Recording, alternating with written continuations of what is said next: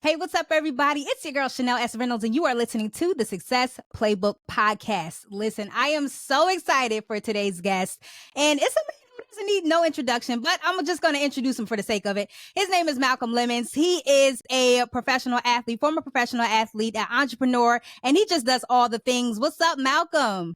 What's going on, Chanel? I appreciate the opportunity. Great to be here.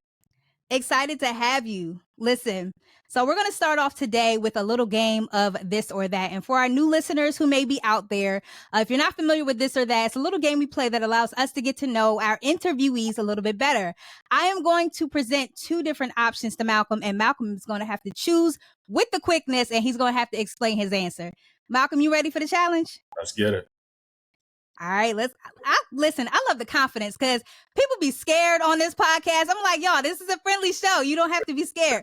But okay, let's jump right on into it. So, Malcolm, podcasts or books? Podcast. Okay, what are you listening to right now? I'm listening to the startup podcast, My First Million, Earn Your Leisure. Those are probably my tops. So a lot around like business and entrepreneurship. Love it. Love it. Okay. Hot cereal or cold cereal? Cold cereal for sure. Okay, what's your flavor? Oh, that's tough. As I've gotten older, it's become Honey Nut Cheerios. Okay, all right. Okay, kind of pivoting into like the senior, maturity. Man, you know what I'm saying? But it's Yeah, it's good for your cholesterol. That's all that matters.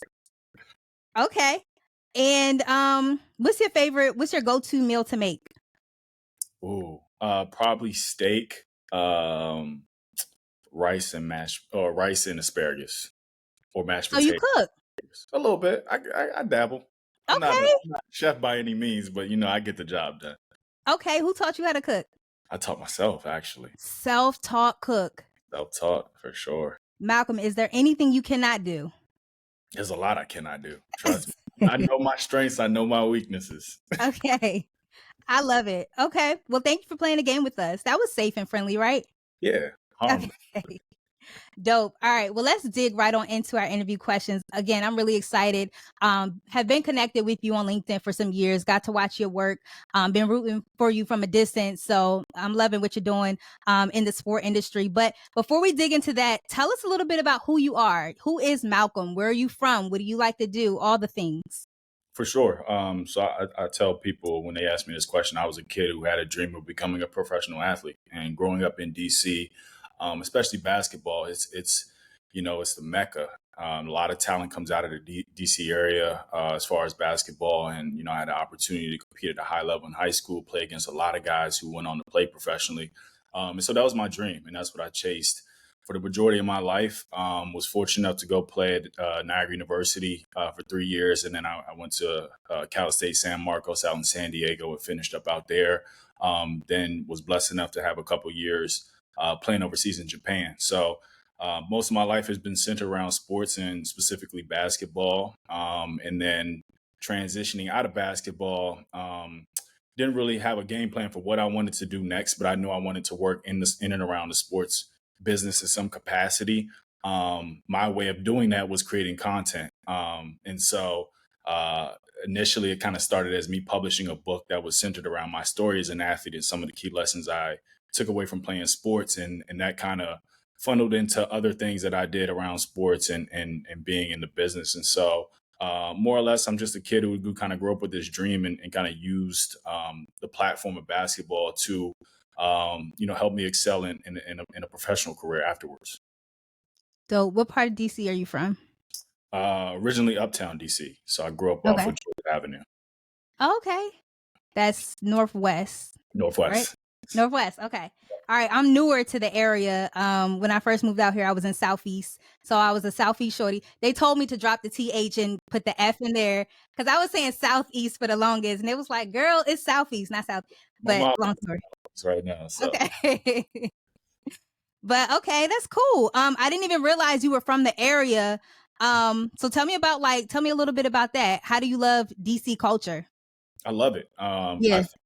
DC is a very unique city. I think a lot of people, when they think about DC, they think about the monuments and the history. And of course, that's a big part of it. But it's a very diverse area. The education educational system is very strong. Obviously, you have a bunch of different convergence of different industries. Obviously, the government is huge, but I think DC just brings a lot of different perspectives all together, and it's just it gives you that big city feel, but it's really not that big of a city. And Yeah. so DC has a special place in my heart for sure.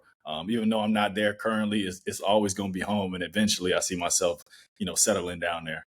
Yeah. Dope. Okay. And how was Japan, like the transition from DC to living in Japan when you were playing overseas?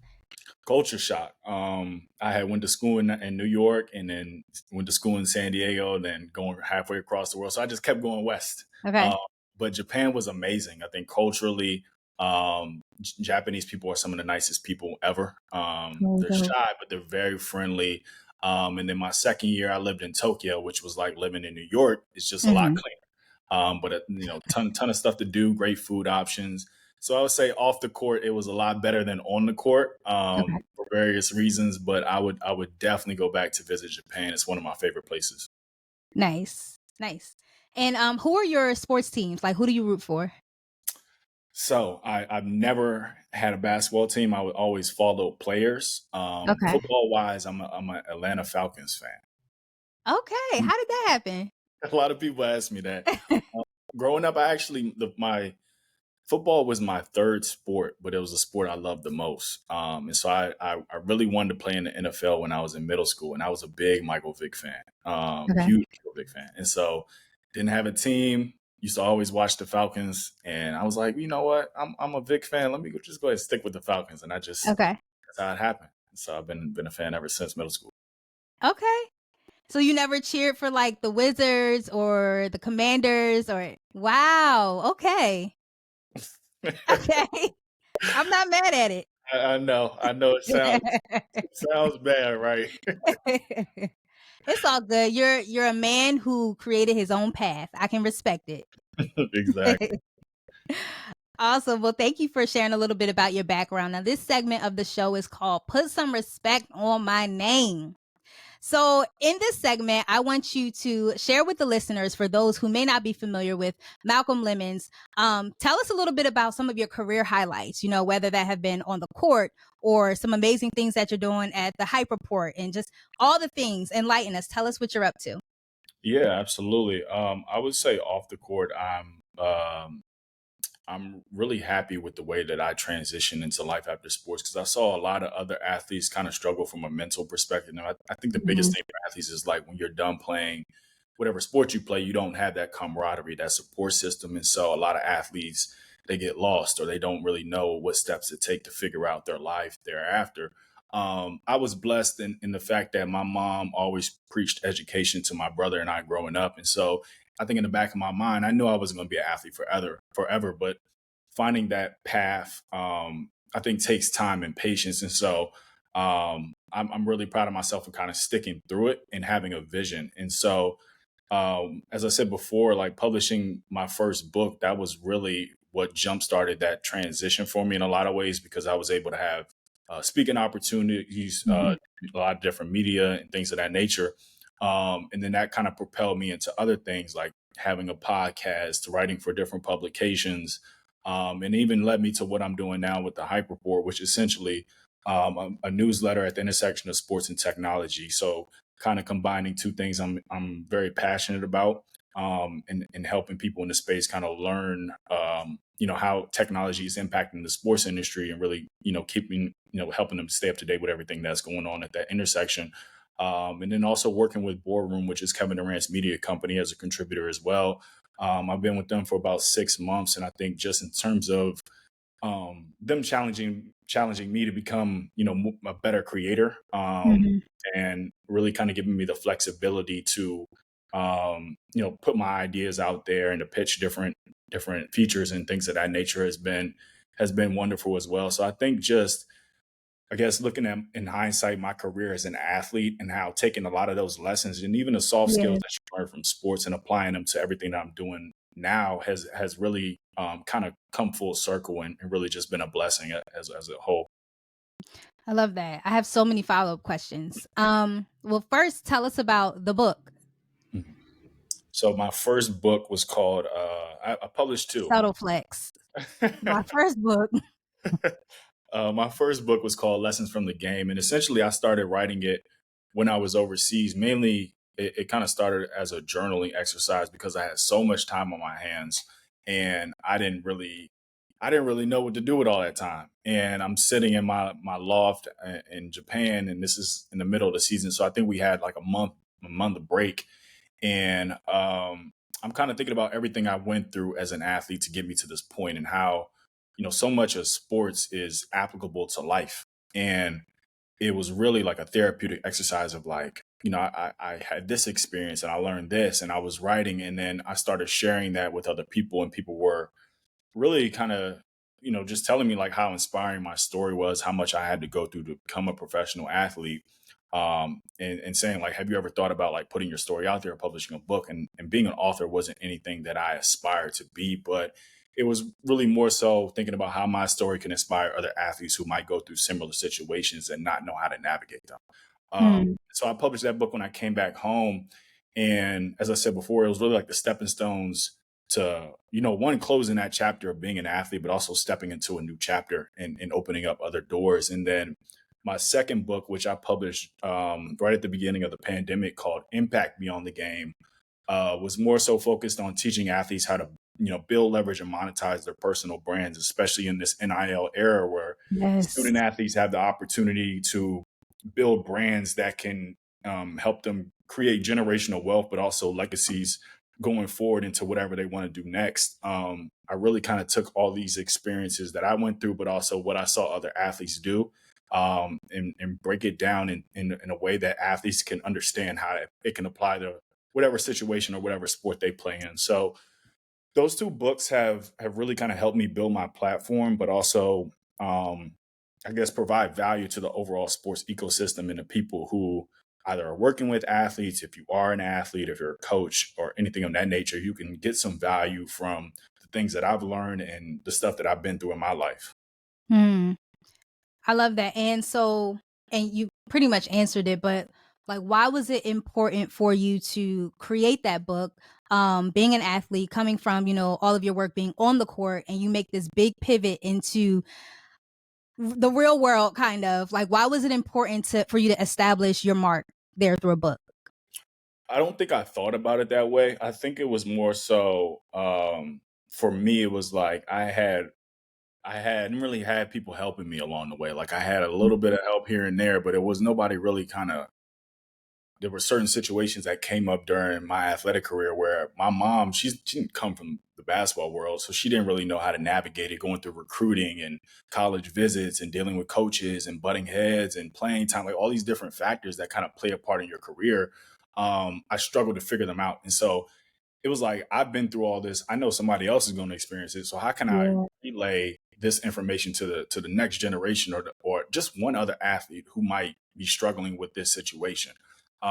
And so it was really more so me wanting to use my platform and everything that I learned along this journey, and just paying it forward, just giving it back, Mhm. because a lot of athletes, um, they're dealing with their own things. They might not know how to, explain that or break it down. And so I think a book is a great way because you can really take your time to formulate everything that you've been through and break it down in a story form that people can really digest it on their own. And so I thought that was my best way of communicating my story and the things that I experienced it, and just paying it forward to the next generation of athletes. I love that. And for all the athletes who are out there listening, um, why is it important for them to establish that branding, that personal brand, and having that strong name, image, and likeness? Because your reputation is everything. Yeah. I think at the end of the day, like as I said before, like you're not going to be an athlete forever. Being Mm, an athlete is oftentimes the pinnacle of when people recognize you the most, especially if you're playing at like a top Division 1 school. Like everybody on campus knows you, the boosters know you, the athletic department, like the whole university is basically behind you, if you're playing at a top school. So why not leverage that platform, that influence that you have, not only for monetary gain, but for relationship building and yeah. whatever else you preparing for, whatever else you want to do outside of your sport. And so that's why I think like a lot of times when people think about NIL, it's a lot about, you know, branding and sponsorship dollars and how can athletes make money, but it's also about like what skills can you develop business wise and how are you building your relationships and your network that's going to propel you to life after sports because that's Hmm. just as important. So I think that's why it's so important to understand like NIL is a pivotal moment in time. And in order to really capitalize, you have to understand strategies, tactics, and certain concepts that can help you really leverage this as much as possible while you're playing. I love that. And for some of our listeners who may not totally understand what NIL is, can you give us like a basic 101 lesson in like a couple of sentences? What is NIL and why is it important to the athlete? So NIL is name, image, and likeness, and basically in July of 2020, I believe the NCAA opened the gates to where student athletes can essentially making money using their platform. So whether that's a brand deal or starting a t-shirt business or having a podcast and getting sponsorship dollars based off of that, athletes are essentially allowed to use their platforms and to generate revenue. Dope. I love it. Okay, you also mentioned something about I'm sorry, I'm blanking on it. You merged sports and technology Mhm. in okay, it's in one of the publications that you do? Yeah, the hype report is The centered around. Hyperport. Yeah. Yes. Tell us about that. Like these are two totally different worlds. How did you merge the two and why was it important to do that? So initially, when I transitioned out of basketball, I started working in tech. That was my day job, Mm. to pay the bills. I had a friend who was teaching a boot camp class. Let me take it for free. I ended up, working on a couple of different government contracts, doing some cybersecurity work, and I just fell in love with technology. I mean, obviously, it plays a big role in our everyday lives. And I thought, during as I was working in tech, I started to learn a lot, and that kind of fueled my passion for that space. And then obviously being an athlete, so it was really during the pandemic where I started to dive deeper into like the Web3, which is like the next iteration of the internet. Connected devices and blockchain technology, which is kind of high level, but it's basically the decentralized version of the internet where people who create content can have ownership of it, et cetera, et cetera. I became really fascinated with this concept and saw it had a lot of application and use case in the sports world. When you think about fan engagement, athletes using their brand, Yes. things of that nature, even you know fans being able to have ownership within the teams, like things like these high level concepts started to arise during that time. And I didn't see. I mean, you have like your publications like Front Office Sports and Sports Business Journal, some of the bigger sports publications, but they to me weren't really going into depth about how all these emerging technologies were impacting the space. Um, and so that was really like the impetus of me starting the Hype Report. It was seeing both sides and wanting to stay up to date with everything that was happening, but also like this is going to change a lot of the way the sports industry is ran, and people need to understand these concepts and how even AI is impacting sports. And that was really the birth of it, and kind of the overall mission was educating sports business professionals on the future of the industry. So I've been building that for about a year now, and it's been going well. It's been growing, and I think just continuing to provide value to the sports ecosystem and helping people Yeah. understand all these different things are kind of playing a part within one another. Yeah, it was hard for me to conceptualize at first, but you just broke it down and I'm like, yes, 100%. Especially during the pandemic when we couldn't really have fans in the stadiums or in the arenas, like we really tapped into technology to reach out to the fans. So, no, that I think that's awesome and I love that you're shedding light on the importance of sports and technology. That's so dope. Yeah, yeah. I mean, as I said before, like it has a lot of use case, and you mentioned like you couldn't have fans in the stadium during that time. So how were teams making money? Yeah. They were engaging with consumers. It was through like digital collectibles, which had really started to emerge during the pandemic, and virtual experiences. So all these different things kind of happen as a consequence of teams and athletes not really being able to engage with one another. But now we're in a whole different landscape to where technology has sped up fan interactions and Yeah. digital engagement so fast is that people have to understand these things and how it's impacting the industry. Yes, 100%. I love that. Okay. And then you also mentioned that you're a contributor for The Boardroom, Mhm. which is Kevin Durant's media company. So how did that come about? How did that opportunity come across your desk? So long story short, one of their contributing writers had been following my newsletter for a while, and I ended up meeting her in person at Art Basel, which is a huge art Nice. festival, if you want to call it, or event down in Miami. And we just happened to run into each other, and she was like, "Oh, And you're she Mal." was she following your content on LinkedIn? Yeah, LinkedIn too, I think, The or power Twitter. of LinkedIn. LinkedIn to Twitter. Okay. And we just happened to have a mutual friend who introduced us. She was like, "Oh, you're Malcolm. Like you write the hype report." I'm like, "Oh, you read it? Like that's dope. I Oh, that's appreciate it." cool. And we really hit it off and had a lot of similar interests. And she was covering like sports technology for Boardroom. She was like, "Yo, like I want you to work with us. I'll introduce you to like the VP of content." So I ended up meeting him. From there, he kind of connected me with the editorial lead. I met with her at All Star, NBA All Star, hit it off. And so it was kind of just like connecting the dots and, you know, really just aligning with their team and kind of what the platform was about, what they believed in. And I just, jumped on board because, all Yeah. those things kind of matched up. So That's awesome. And I love how the story is comprised of you just being at the right place at the right time. Like you at Art Basel, you at All-Star Weekend. And what year was that? this year. Oh, wow. Okay. Yeah. It's also a testament to like, you never know who's watching. You know, Yes. sometimes people will stop doing something that they're passionate about after like a couple months because they're not getting the numbers they want or the followers they want. And it's like all you need is one person who can change Yeah. your life.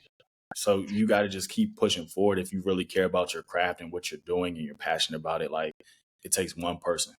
Yes. That, and it's also a testament as to how like your reputation precedes you in rooms, because you went down there just thinking you was going to have a good time and the lady says, "Oh, you're Malcolm." I think that's amazing. 100%. Yep. Yeah. I mean, look, the power of networking is so dope, and just being consistent and just living in your purpose. I love that. Yeah, absolutely. So what how do you define success? I define success as being able to do what I want, when I want, how I want, and being happy doing it. Are you at that place right now, or are you in pursuit? Still in pursuit, Okay. but I'm getting close. You getting close. You right there. I see it. I'm getting very close. Okay. I Yeah, love it. So here on the Success Playbook podcast, of course, I like to understand what everybody's philosophy of success is. But I also like to dig deeper into the L's. Why? Because there's an art of taking L's. And we know that taking L's pushes us a little bit closer to our destiny, our purpose, and what we're called to do. So I would love to hear about a specific example of one of the L's you may have taken, Malcolm, and how it contributed to who you are holistically, how it contributed to your success overall. it's a great question. I've taken a lot of L's. Trust me, I take L's every day. Yeah, I love Many it. But L's. most successful people are like that Yeah, because we're the first one. We put ourselves out there, like we raise our hands to do new things, and sometimes we might trip up a little bit. It's okay. it's a part of the process for sure. Exactly. Um, L's. I would say that. I mean, from a business perspective, I mean, if you want to call them L's, I've started a number of different things that I stopped doing. So I actually, during the pandemic, had started a platform called Athletes Unheard, and it was focused around um, storytelling for athletes who were struggling with mental health. And I launched this whole platform, invested my money in it, started doing interviews, I had written pieces, brought on interns, everything, and then I shut it down. I shut it Why? down. A couple different reasons, which I kind of don't want to go into, but Okay. it was mainly because more or less, I didn't see a long term vision with it. Like it Okay. was a nice little passion project, but I didn't really see the long term goal. So I Okay. decided to take some step back from doing it. I think the website probably still up. So athletesunheard.com. Um, and so I wouldn't call it an L, but Okay. it if I failed, um, let's see some other L's. Basketball wise, I would say my biggest L in a pivotal probably point in my basketball career was in high school. I got cut from the team my sophomore year. I almost quit playing basketball altogether because Oh, that wow. summer going into my sophomore year, I had put in so much work. Like I was in the gym every single day, multiple times a day, like had no social life that whole summer because I wanted to make the varsity team. Some of my closest friends in my class were playing varsity. And I was like, I think I'm good enough. I made the last cut. I actually ended up taking the team picture. So I thought I made the team. Right after the team picture, coach calls me into the office and was basically like, look, we got a stacked team this year. And mind you, that team, my sophomore year, we were number one in the country in some rankings. So the team Wow. was really good. And I probably wouldn't have played anyway, but he basically just said, like, I want you to play, I want you to develop. I don't want you just sitting on the bench all year. I'm gonna have to send you back down to JV. And I was crushed. Oh. Crushed. I remember going home that day and just crying. And my mom Oh. sat me down. She was like, in life, you have two choices when things Yeah. like this happen. You can, be done with it, push it aside, move on. Or if this is something you really want, go back to the drawing board, keep putting in the work, and it'll happen for you. And that's exactly what I Love ended up that. doing. So that was probably the most pivotal moment in my basketball career. And an L, if you want to call it an Yes. L. I love it because without that moment, you probably wouldn't be who you are today. 100%. Mhm. Love that. Did that moment force you to like get in the gym more and like train up and all that good stuff? I think it definitely kind of helped me develop a sense of resiliency, and also this mindset of like I don't want to ever have to go through that pain again or be denied. Yeah. And so I think just like during that whole season, like I dominated JV, like averaging like probably 30 points a game my Oh, sophomore wow. year. So like people knew like, oh, he's capable of playing varsity, but I was just it just made me more hungry, you know. Yep. That's what those L's do. I love it. And your mom's response was very dope. I just want to say, because I don't know what I would be able to say to my son if, he's home crying because he got cut. I don't know what I would say.